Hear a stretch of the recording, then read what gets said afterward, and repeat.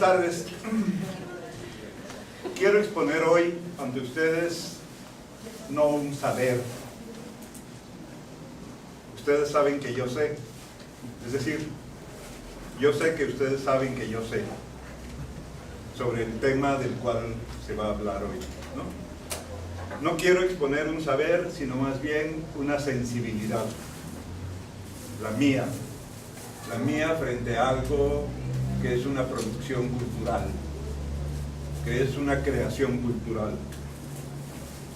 No quiero pasar por ingenuo dando a entender que sensibilidad y sabiduría sean cosas diferentes, que esos atributos están separados, aunque no siempre uno coincida con la otra,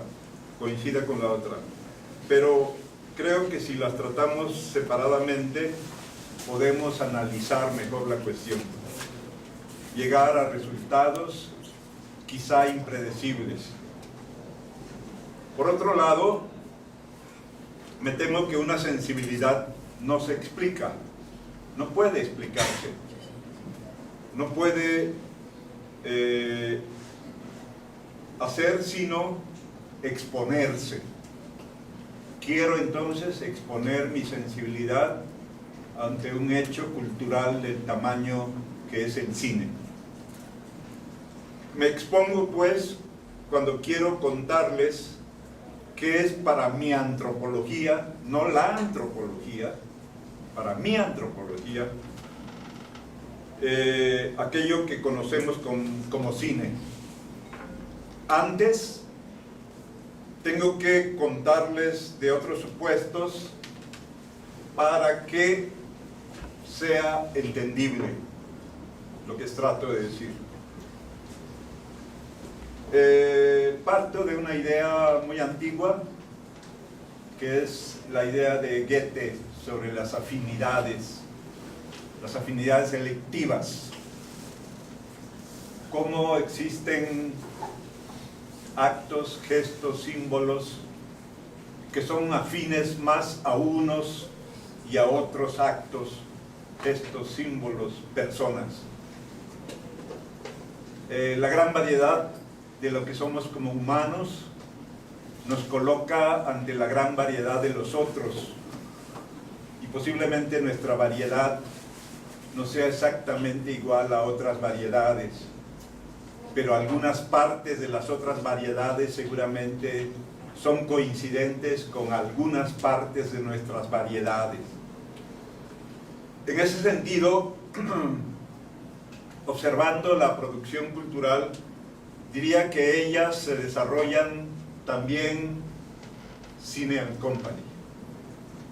Ellas se desarrollan también como géneros. Recuerden ustedes el viejo artículo de Clifford Geertz llamado Géneros Confusos, Blurred Genres. Para mí la traducción de confusos es un poco equivocada. Más bien lo traduciría como géneros mezclados y no confusos, o géneros confundidos, no confusos. ¿Por qué razón? Porque me temo que ninguna actividad puede reclamar para sí misma una total originalidad y una total autonomía con respecto a las demás producciones culturales. Quiero en ese sentido, atreviéndome a ver las afinidades de algunas de las disciplinas que pertenecen a nuestro ámbito disciplinario, a la antropología. Desde luego esto significa que encuentro... Vamos a comenzar con... Ya.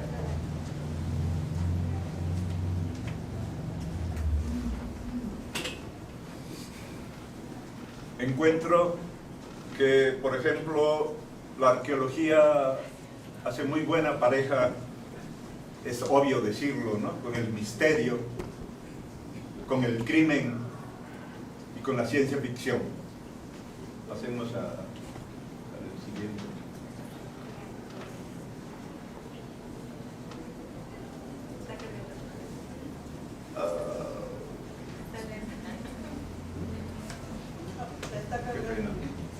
Entonces espérate, es de chispa la computadora. Ya va. Entonces espérate. Ya está.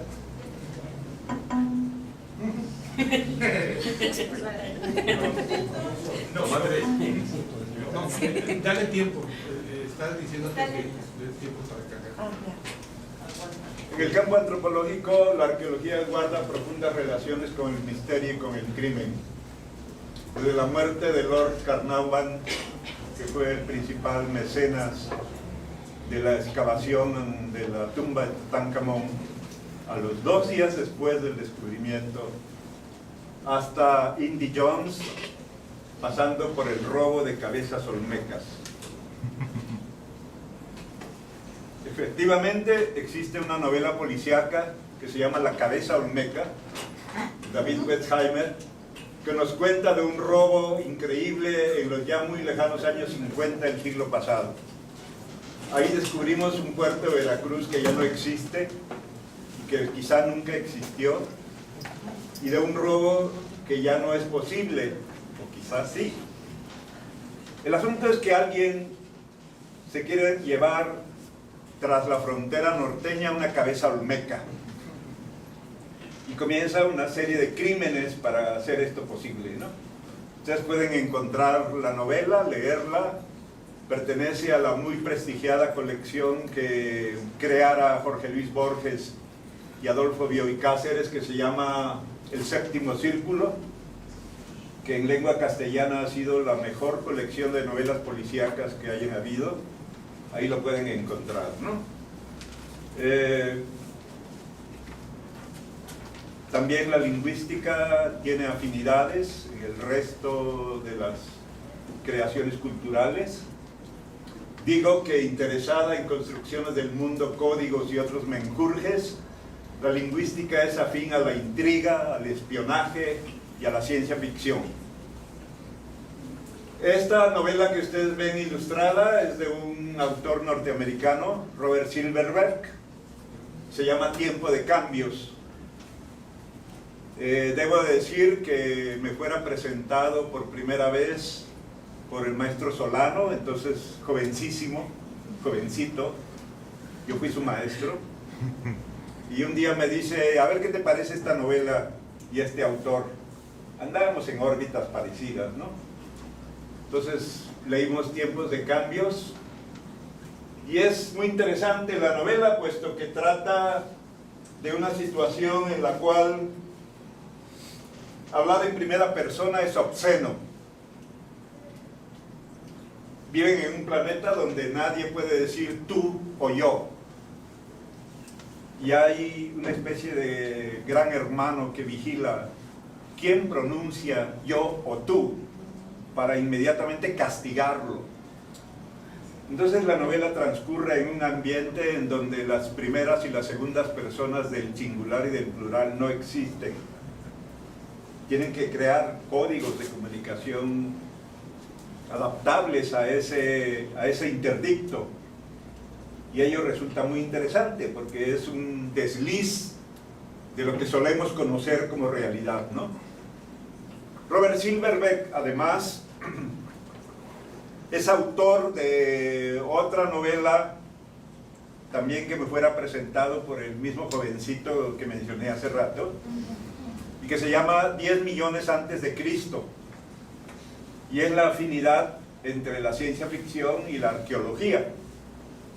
Resulta que hay una expedición arqueológica en un planeta X, y hay arqueólogos de 10 galaxias diferentes. Uno de ellos tiene el tamaño de un elefante y no necesita pala ni pico, porque con sus solas manos excava toneladas de tierra y escombros, y él mismo hace todo, ¿no? Otro arqueólogo no necesita carbono 14 o luminiscencia o lo que sea, comprobar los objetos, inmediatamente el objeto es datado por su lengua, y etcétera, etcétera, pues. Entonces es una arqueología deseable la que sucede en esa novela de Robert Silverberg. Se la recomiendo por si quieren escapar del estrés académico que nos hace leer cosas que a veces no queremos leer, ¿no? Antropología sociocultural, yo diría que tiene afinidades sobre todo con la literatura y con las demás artes, pero dentro de la literatura, sobre todo la literatura de viajes, que es la más obvia, ¿no? La exotista, que sigue siendo obvia, y en cuanto a novela exotista, pues por ejemplo la Chanson de Bilitis, por ejemplo todo lo de Pierre Louis o de Loti entraría dentro de la novela exotista, la novela erótica también, por supuesto.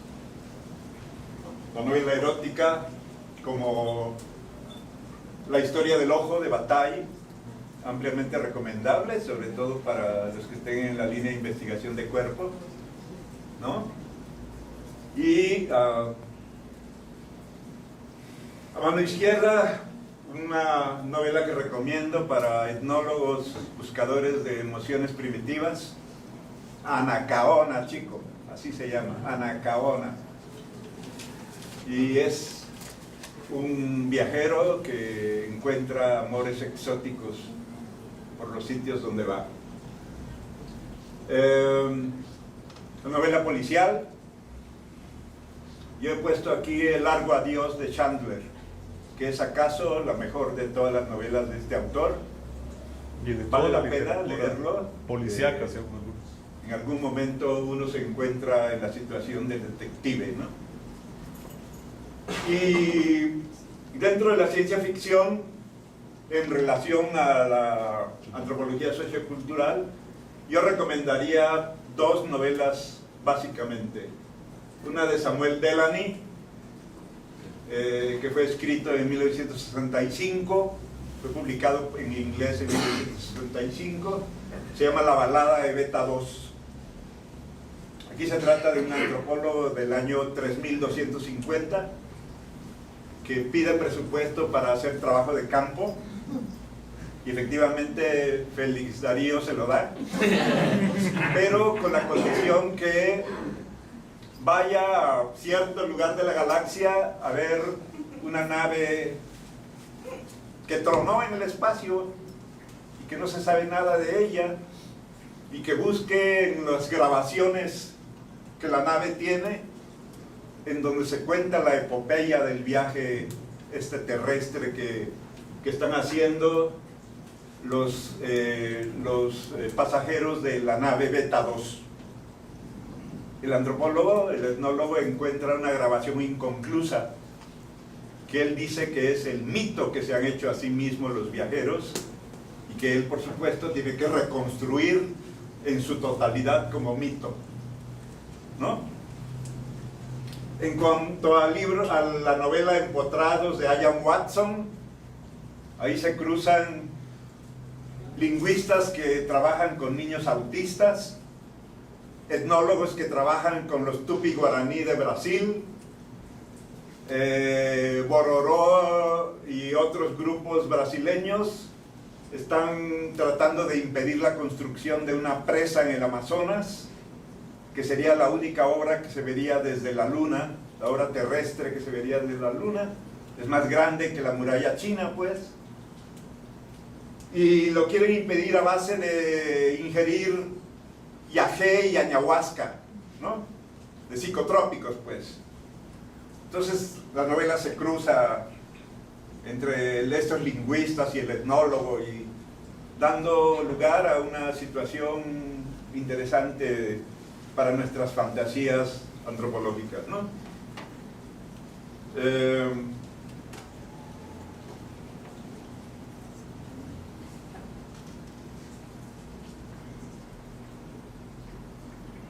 Ya nos dio la mata. Va lento, va lento. En la antropología sociocultural, me parece que las afinidades son otras también.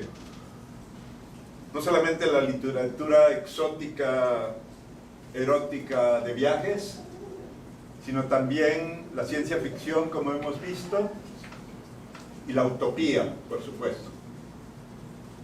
Yo pondría al cine como una de las afinidades de toda antropología sociocultural, sin importar que sea británica, francesa, norteamericana, polaca o lo que sea.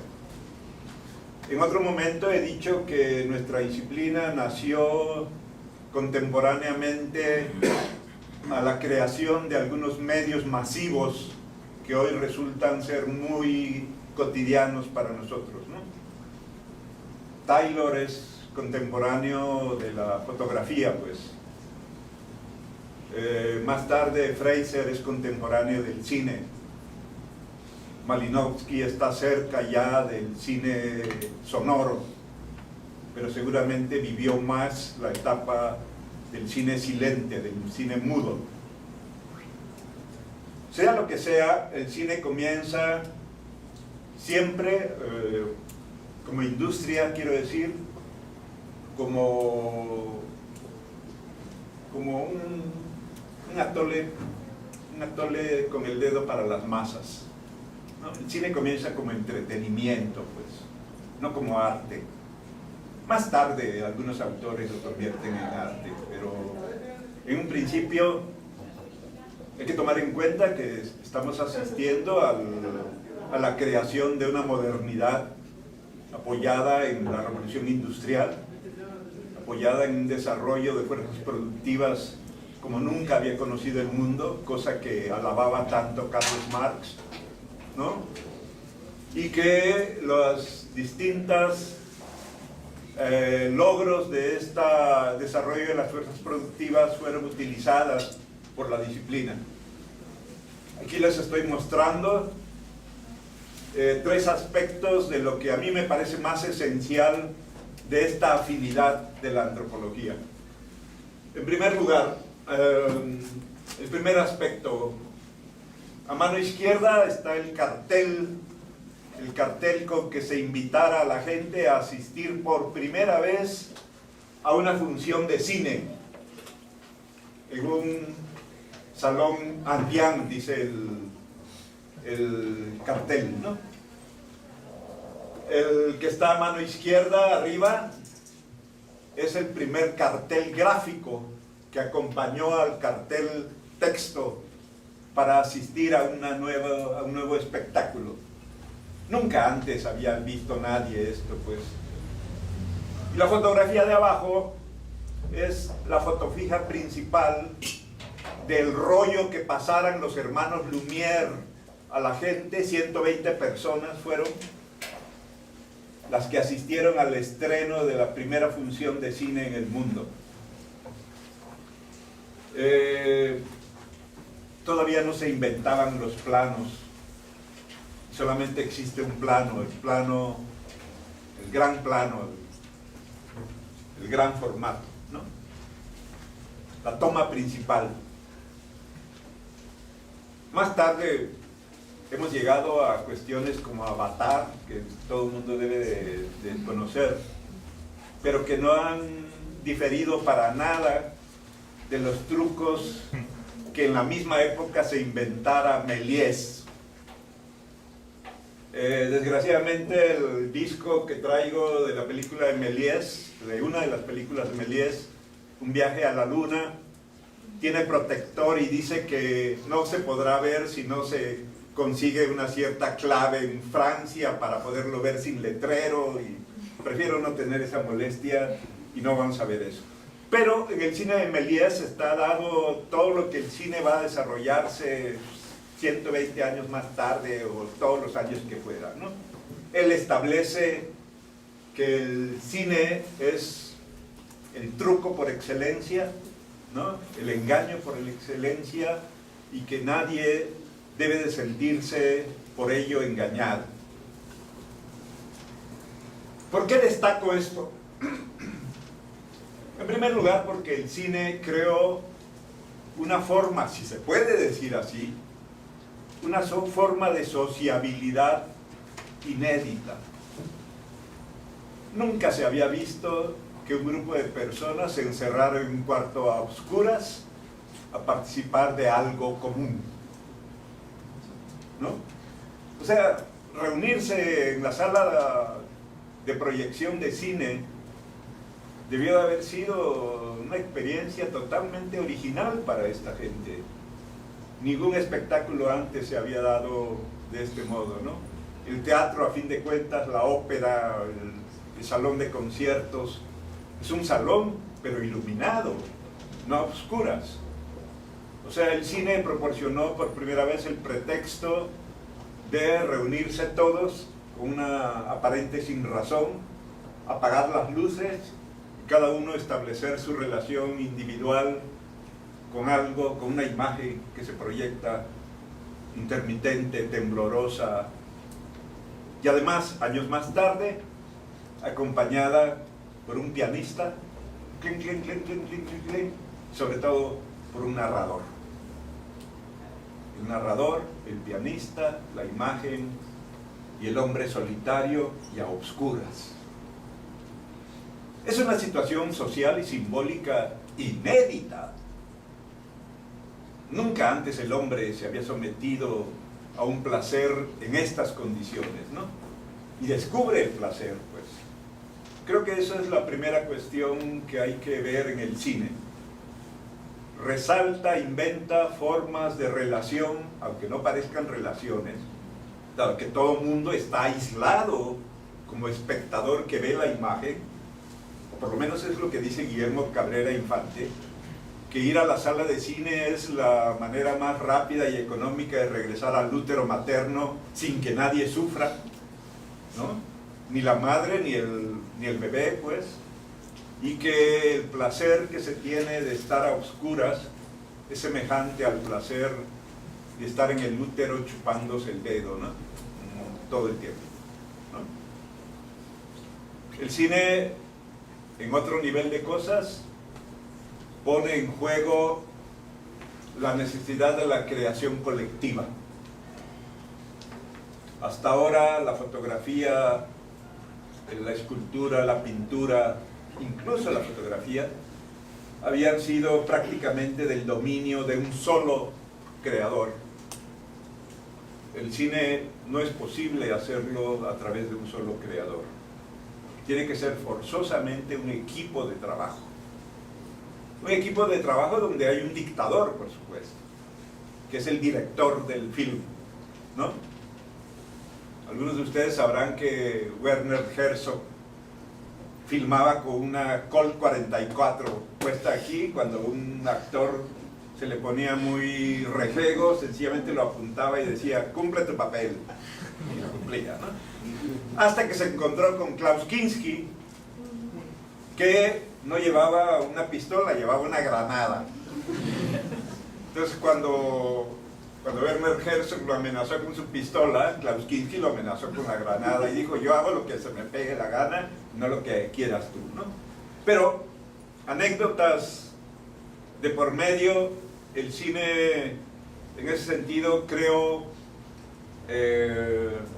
y fue un elemento muy importante, creo la singularidad, por así decir, la particularidad de un tipo de modernidad que estamos viviendo hoy todavía, ¿no? Al decirles que yo quiero exponerles más una sensibilidad que un saber, estoy tratando de decir también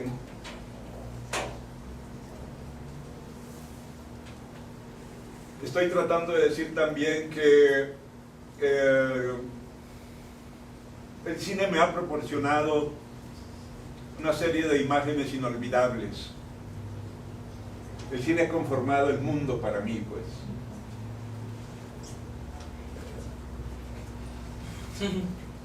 Imágenes inolvidables 1, una escena de Metrópolis.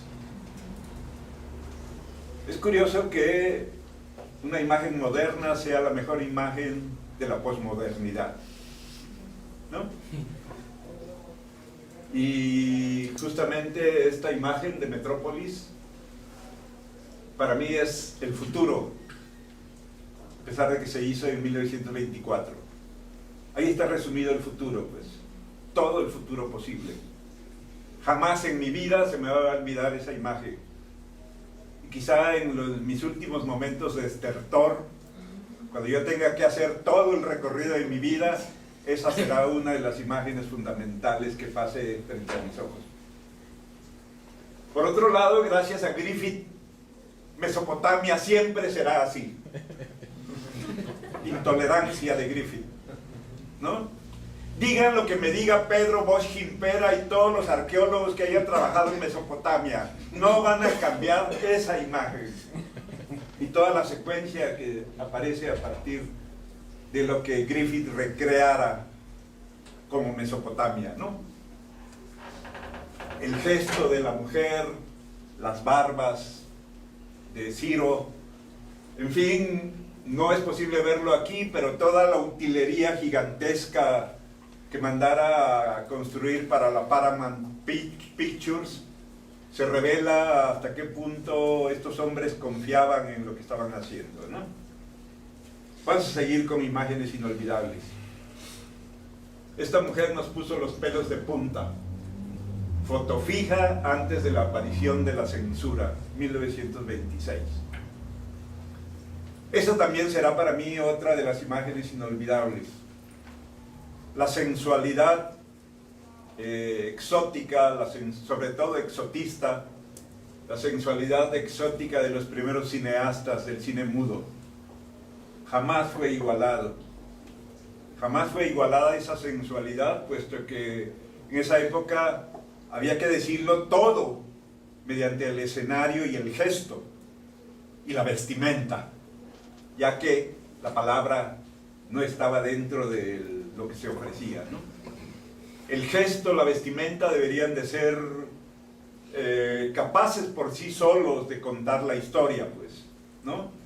Creo que esta es una muestra de ellos y pocas veces se ha visto ese refinamiento que apareció en las primeras divas, sobre todo en las divas del cine italiano, ¿no? Polanegri y otras que en estos momentos se me olvidan sus nombres por las razones mismas de que estoy envejeciendo. Imágenes inolvidables 3. Este hombre nos puso los pelos de punta. Si bien le tocaba bailar con la más fea, terminaba bailando con la más graciosa. Y así fue siempre Charlotte. Su anarquía se imponía al orden del policía, al orden del comerciante, al orden de todo el mundo, del burgués, del capataz, y él introdujo algo en el cine norteamericano. Antes de él, la producción del cine cómico estaba en manos de un hombre llamado Richard Sennett, y lo que hacía era tomar planos generales siempre y haciendo que la gente cayera en el resbalón, en el tortazo, en el garrote, pero nunca se veía la expresión del actor. Un día Chaplin tenía que filmar con él y estaba dada ya la rutina. Chaplin le dijo: me niego a actuar como tú quieres. No, pero mira cómo la producción, me niego, y se sentó en el piso. No filmo más. Hasta que Sennett fue con él, el gran productor, y le dice: ¿qué pasa? Y dijo: hombre, esto es arte, no es únicamente atole para las masas, ¿no? Quiero que los actores nos veamos. Entonces Chaplin introduce la gesticulación, ¿no? El orden del cuerpo. El cuerpo ya empezó a actuar con Chaplin. Ya no era un bulto en manos del director, pues. Ya era alguien que empezó a tener independencia dentro de la narración. Y esto fue posible porque Chaplin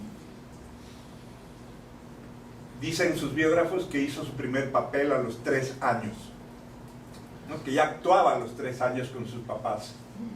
Entonces, de actor, pues, tenía todas las que había que tener en el mundo, ¿no? Para mí, imagen inolvidable.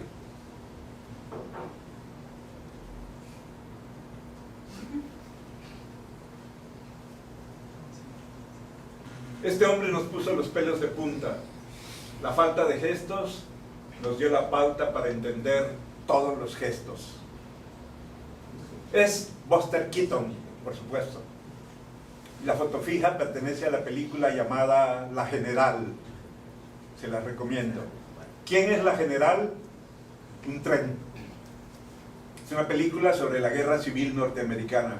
Y se trata nada más de que ambos bandos están disputándose el tren y el tren va de un lado a otro con todas las peripecias que pudo haber metido un actor del calibre de Buster Keaton. Hay algo trágico alrededor de todo esto. Cuando comienza el cine sonoro, Buster Keaton deja de actuar. Para él la actuación era cuerpo, movimiento, gesto, no voz. Nunca más volvió a actuar Buster Keaton. En la secuencia de esta fotografía, la siguiente foto, Buster Keaton está metido dentro del cañón. Y esos son los gags que hace Buster Keaton. Este hombre nos puso los pelos de punta. Harold Lloyd, un hombre normal en problemas. Para Paco Ignacio Taibo I, Harold Lloyd es acaso el más grande cómico que haya existido. Siempre estaba al borde del peligro, hiciera lo que hiciera. Y en esa época no había trucos, no había dobles, pues, ¿no? Y todo lo tenían que hacer. Esta es nada más una escena de una larga secuencia donde él equilibra todo el tiempo su peso subiendo y bajando rascacielos hasta que se encuentra frente a ese reloj y se pende de uno de los manecillas durante mucho tiempo y largos minutos dura la escena en medio de todo esto. Me parece que es de aquí de donde sacaron toda la idea de ¿cómo se llamó esta película? Que constó de 3 partes, no se iba al futuro, al pasado, Volver al Futuro, ¿no? La escena del reloj es central para aquella trilogía y aquí es también el elemento central de las películas de Harold Lloyd, ¿no? Esta mujer nos puso pelos de punta. Ciudad de Ciegos, dirigida por Alberto Cortés en 1990, nos revelaba una sex symbol que se frustró, Gabriela Roel. Desde María Félix, desde mi punto de vista, nadie había estado a punto de seguir con uno de los fetiches imprescindibles de la industria. Ninguna mujer más ha levantado tantos suspiros entre los machos mexicanos después de María Félix como Gabriela Roel. Si no, les invito a ver la película. Ahí es una foto excelente de los años que recrea los años 40 de Ciudad de México y me parece que vale la pena esta cuestión. Colonia Roma. El cine también. Colonia Roma. El cine también ha permitido algo que en nuestro caso podemos entender como reinvestigación, el remake. Y aquí quiero poner en evidencia uno de los más famosos remakes existentes, Las Relaciones Peligrosas. Novela de Choderlos de la Clos, llamó la atención de 4 cineastas. Claude Otadlara, que hizo su versión, Roger Vadim, que hizo su versión con la primera foto fija, con este hombre, no recuerdo ahorita cómo se llama, pero ella es, ya me acordaré. Stephen Frears, ahí está equivocado, Stephen Frears, que hizo la versión con Glenn Close, John Malkovich y Pfeiffer, que acaso sea la más familiar para nosotros. Milos Forman hizo otra versión y hay una versión postmoderna en donde el trío infernal ya no se sitúa en Francia, sino en Nueva York de los años 2000. Se trata de jovencitos, ya no de amantes adultos, ¿no? ¿Por qué lo menciono aquí? Porque es una película que nos pone en evidencia cómo un mismo material es utilizado, es sensibilizado por personas diferentes, cómo pueden dar versiones diferentes de un mismo tema, ¿no? Si uno no fuera atento, uno podría pensar que son películas basadas en guiones diferentes o en una novela diferente, pero todos están basados en una misma novela, por supuesto en guiones, eso sí, diferentes, ¿no?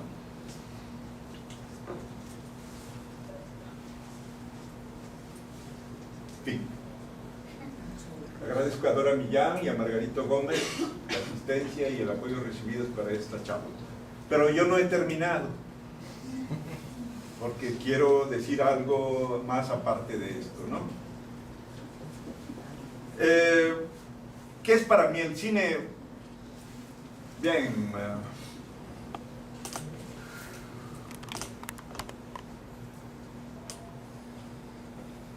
fábrica de sueños, efectivamente, ¿no? Fábrica de imaginarios, pues. Nadie más fabrica imaginarios como el cine.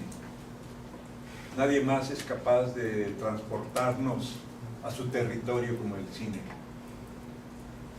La novela, amo la novela y amo la literatura, pero me parece que debo de hacer un esfuerzo suplementario para entrar a eso. El cine, desde el momento en que convoca el trabajo colectivo, en él está la sensibilidad del director, los recursos del productor, el gusto del director del arte, el acomodo del músico, el talento de los actores, el látigo del director, y después el editor que finalmente corta, agrega, suprime para darnos una narración que busca atender a la sensibilidad de todos los espectadores que previamente no se sabe quiénes son y que por una fascinación se convocan en un lugar para ver algo.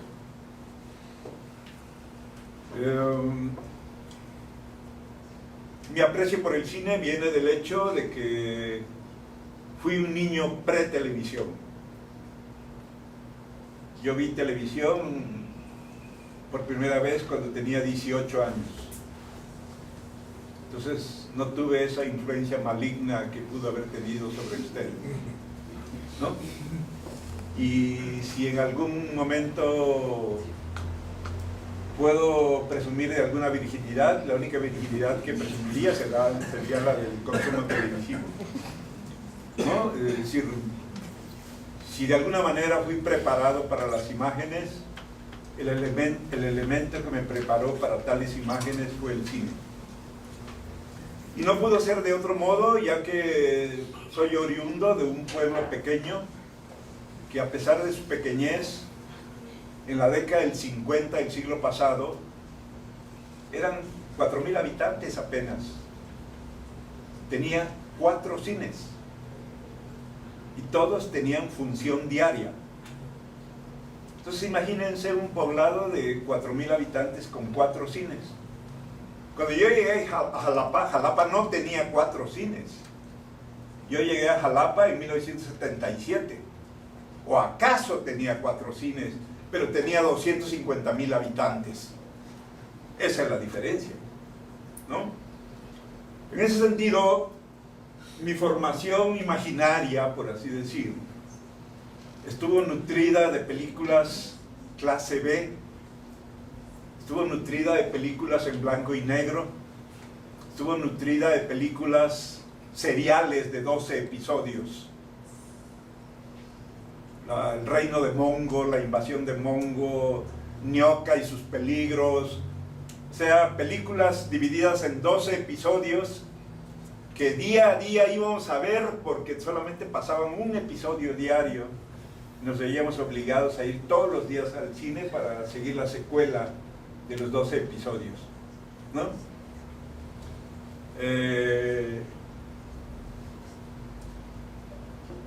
Es casi difícil, rememorar una época como esta, dado que pues parece ser la de un país extraño, ¿no? Pero otra de las cuestiones que seguramente influyeron en mi relación con el cine está el hecho de que de cuando en cuando pasaban películas para adultos, de la cual por supuesto los niños estábamos excluidos, ¿no? Películas para adultos en caricatura. Había versiones X de Popeye, pues, de Mickey Mouse, de Pancho y Ramona, La ventaja para algunos muy atrevidos es que los cines eran descubiertos y bastaba subirse al árbol de coco próximo para ver toda la función. Y nos entrenamos mucho subiendo árboles de coco y de mango, porque nos impedían entrar a la sala de cine, ¿no? Ustedes saben que todo interdicto está para ser violado, y era lo que entendíamos los niños, pues, a violar la prohibición. Pero fuera de eso, me parece que para mí el cine tiene esta importancia porque ha marcado sin duda a sangre y fuego el modo de concebir el mundo, de pensar el mundo de una generación que ya está desapareciendo. Los de mi edad y los más viejos que yo tuvimos acceso a las imágenes del mundo a través del cine, no de la televisión, ¿no? El mundo fue próximo a nosotros gracias al cine. Y todas las maravillas que pudimos haber conocido en esa época se la debemos a la pantalla de plata, pues, a la pantalla ancha, a la pared gigantesca que se levantaba frente a nosotros y nos traía imágenes desde Rodolfo Valentino hasta Douglas Fairbanks, desde John Barrymore hasta Jean Harlow, pues, ¿no? Desde Silvana Mangano hasta el inspector Maigret en su primera versión. En fin, quiero agregar también que, ya que he hablado de géneros, que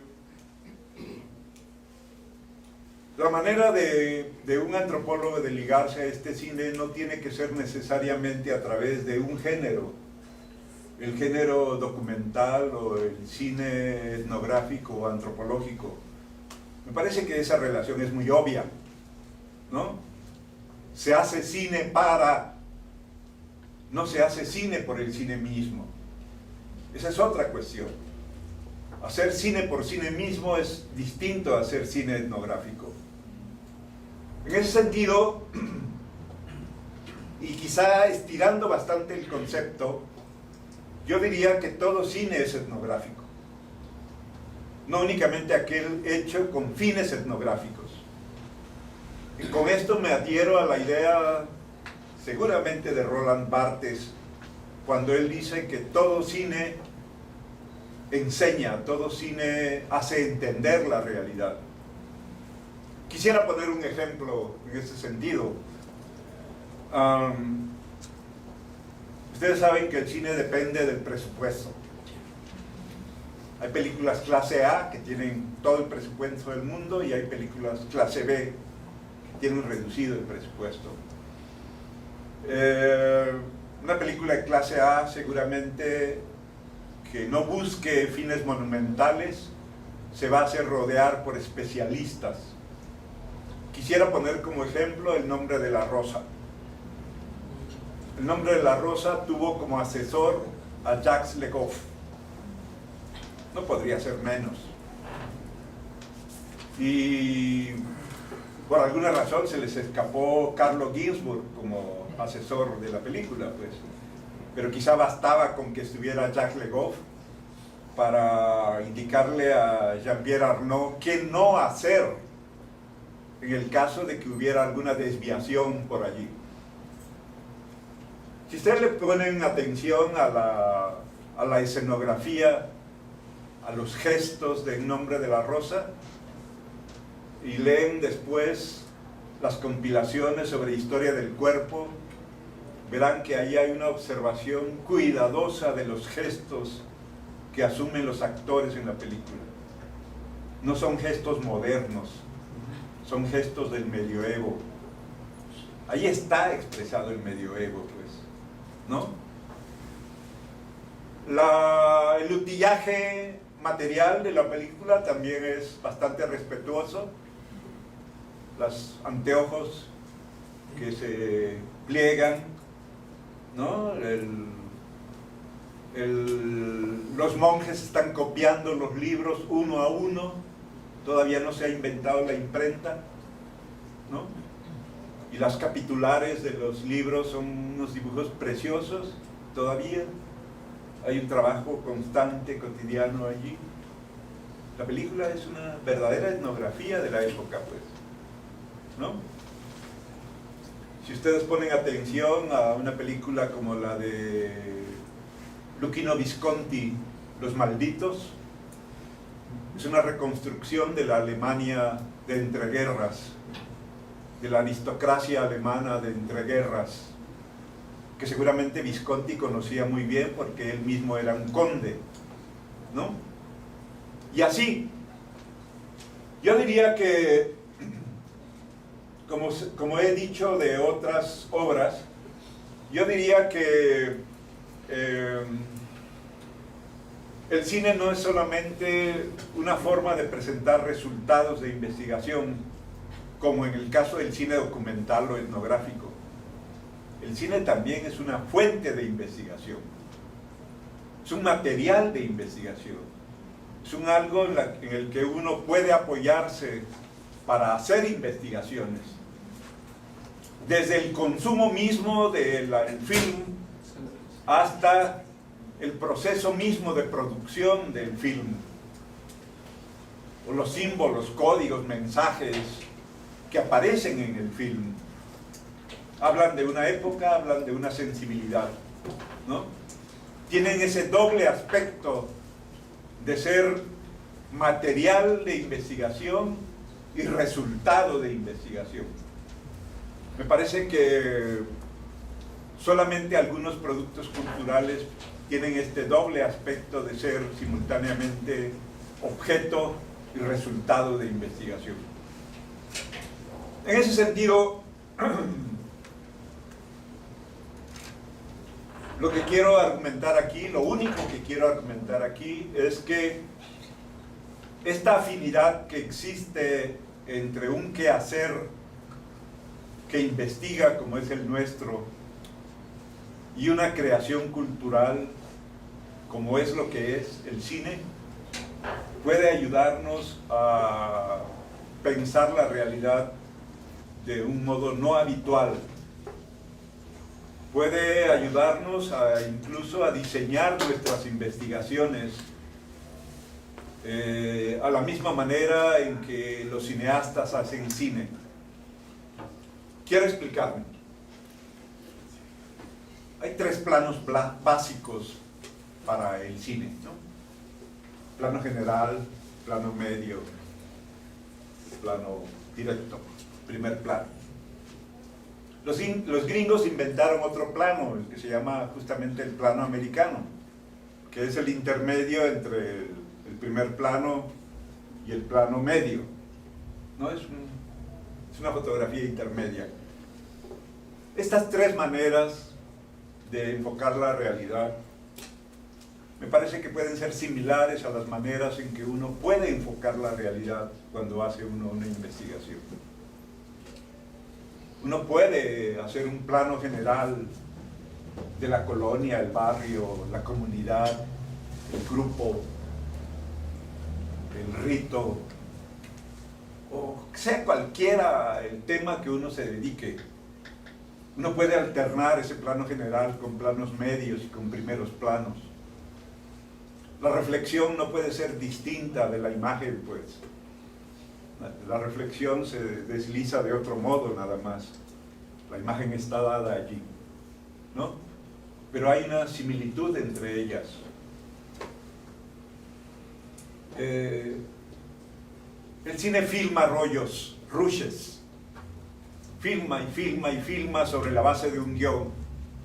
Después, el editor, el director, ve las escenas, ve los rushes, checa lo que ve con lo que dice el guión y con las cosas nuevas que están apareciendo ante el guión ya filmado.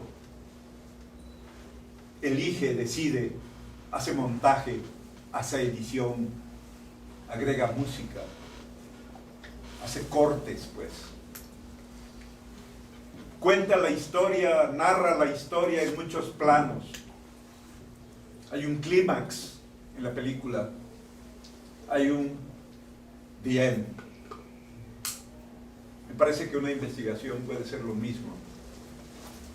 Uno puede observar la realidad, hacer anotaciones, hacer cosas estrictas. Después uno debe revisar su material. Uno debe de observar la narrativa en que va a ser expresada ese material. Uno tiene que recortar, uno tiene que buscar cosas nuevas, agregar, darle sentido y coherencia a aquello que quiere narrar. No es cosa distinta en el cine. ¿No acaso uno presente la primera proyección, así como los cineastas presentan la primera proyección? Uno presenta la primera proyección dando 3 ejemplares a sus amigos más críticos, diciéndoles, léemelo y dime qué ves mal allí, ¿no? Critícamelo, antes de que salga al mercado, pues, antes de que haya más lectores de ese material, ¿no? Uno se vuelve monotemático. Los directores son monotemáticos, son neuróticos, están pensando todo el tiempo en su película, ¿no? No pueden pensar en otra cosa. Es lo que uno hace cuando escribe tesis, cuando escribe cosas así, ¿no? Uno se vuelve monotemático, ¿no? Me parece pues que en ese sentido el cine proporciona enseñanzas que deberíamos asimilar mejor. Y no solamente proporciona enseñanzas, sino proporciona motivos, temas de investigación, ¿no? Como les dije, no quería expresarles un saber, sino más bien un sentimiento. Para mí, como diría García Riera, el cine es mejor que la vida. Muchas gracias.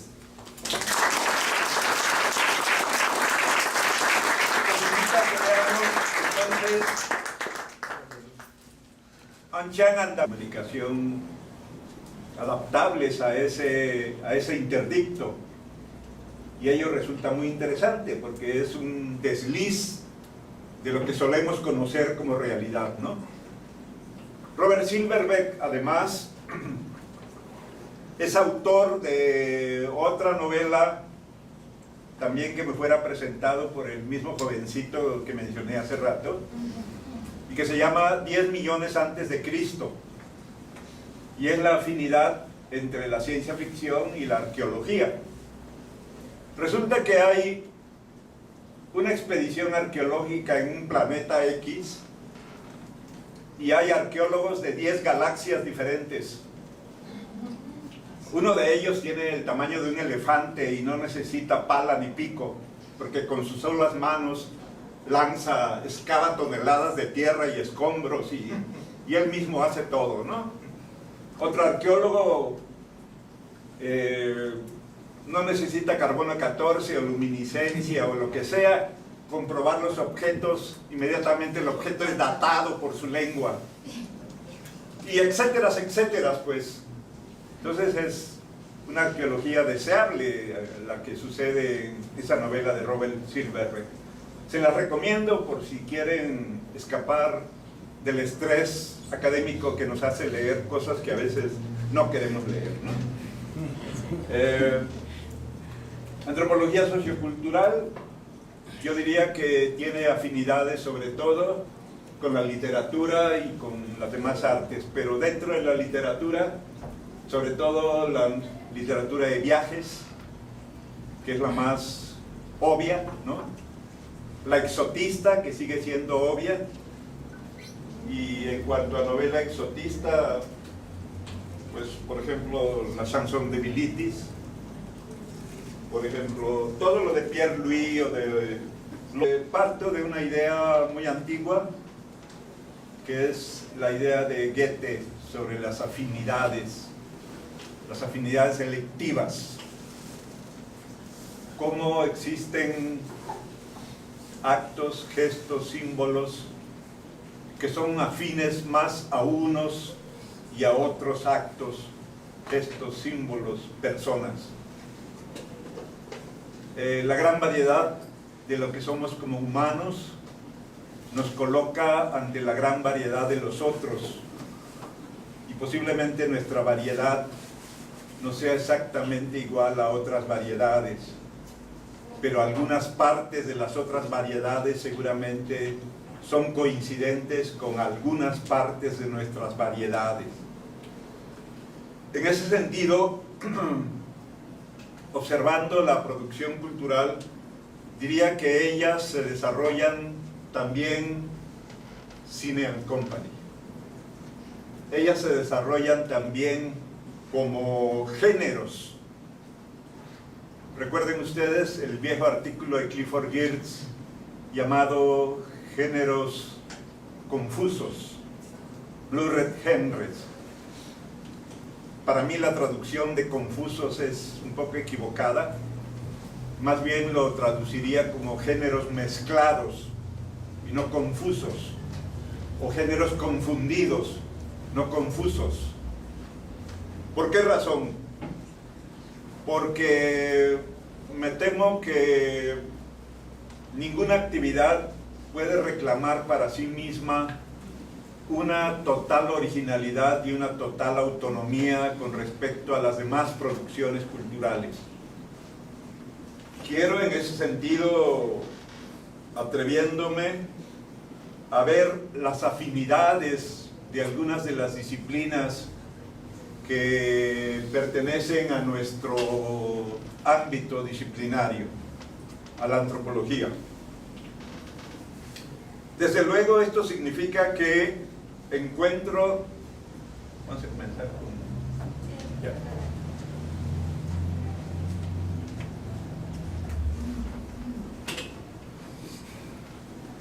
Encuentro que, por ejemplo, la arqueología hace muy buena pareja, es obvio decirlo, ¿no?, con el misterio, con el crimen y con la ciencia ficción. Pasemos al siguiente.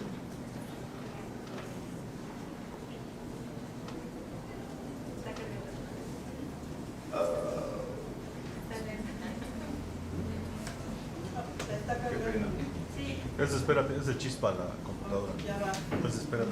Ya está.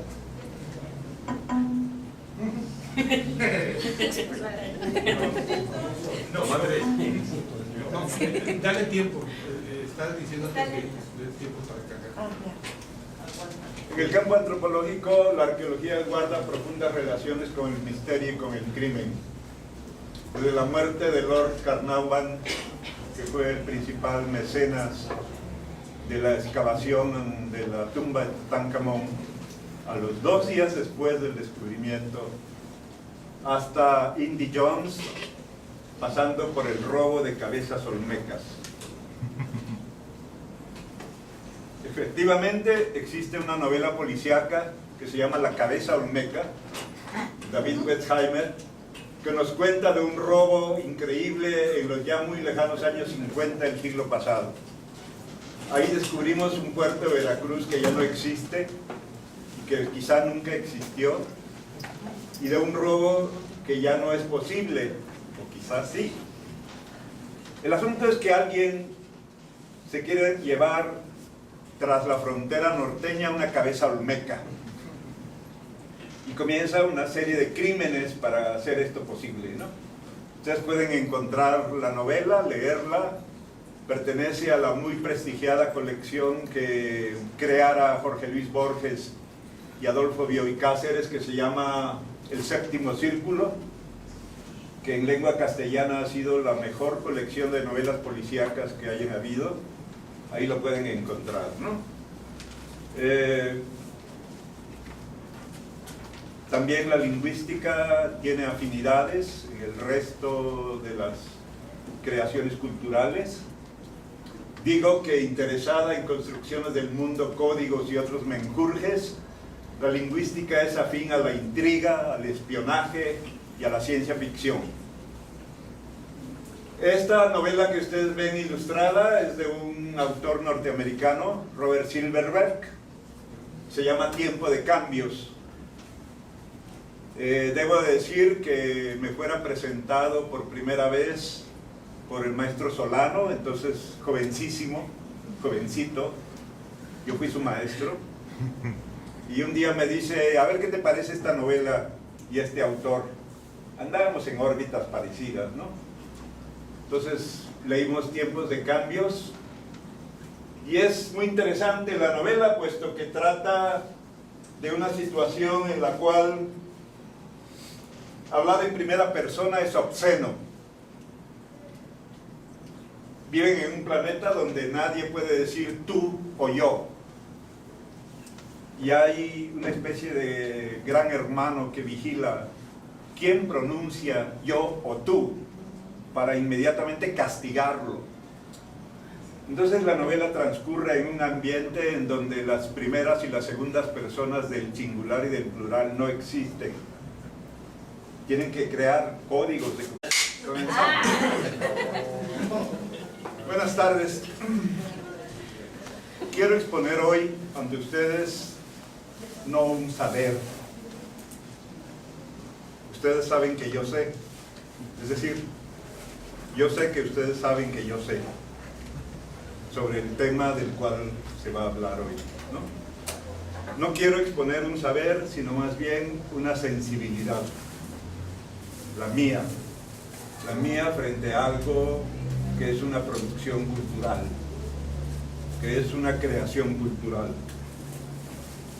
No quiero pasar por ingenuo dando a entender que sensibilidad y sabiduría sean cosas diferentes, que esos atributos están separados, aunque no siempre uno coincida con la otra,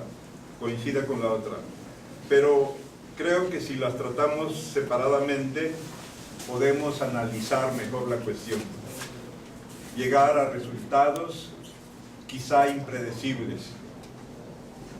Por otro lado, me temo que una sensibilidad no se explica, no puede explicarse, no puede hacer sino exponerse. Quiero entonces exponer mi sensibilidad ante un hecho cultural del tamaño que es el cine. Me expongo pues cuando quiero contarles qué es para mi antropología, no la antropología, para mi antropología, aquello que conocemos como cine. Antes tengo que contarles de otros supuestos para que sea entendible lo que trato de decir.